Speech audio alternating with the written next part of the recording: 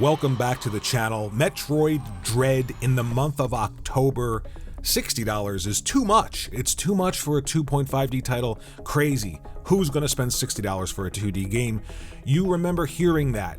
Well, 854,000 copies of Metroid Dread were sold in the month of October in the US. That's just physical, folks. When we add in digital, we are well over 1 million copies of this title sold.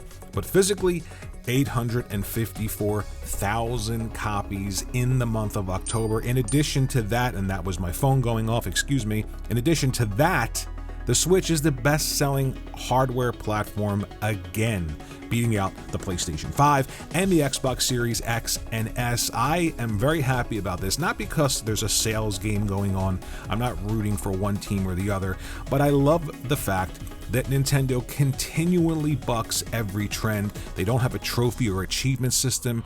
Their online is pretty much anemic when you compare it to their competitors, but what they do have is a platform that's geared towards gamers, console gamers. You want to buy a console, take it home, put it under your television, and they have that hybrid style, take it with you on the go.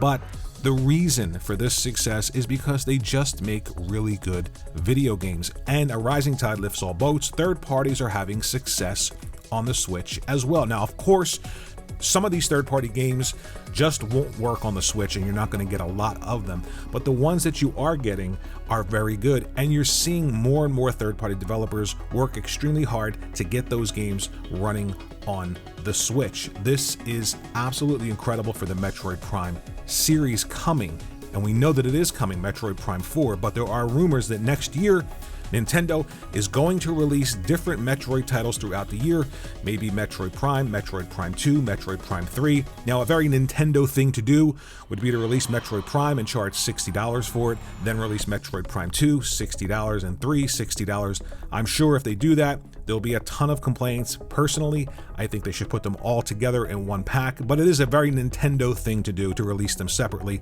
But at the end of the day, there will be a lot of complaining, but people are willing to spend money on good games. And yes, they're old games, but they're great games. The Metroid Prime games, my opinion, are the best first-person shooting action adventure exploration series, period.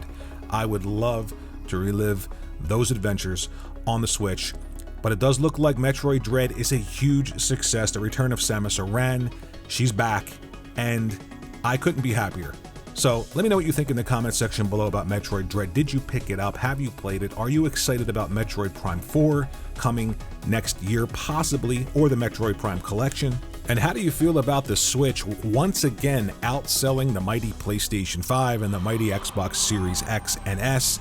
Thanks for watching the video. Think about sharing it out on your favorite social media platform of choice. Maybe subscribe to the channel. At the very least, hit that like button. It helps me grow the channel. And I will see you in the next video.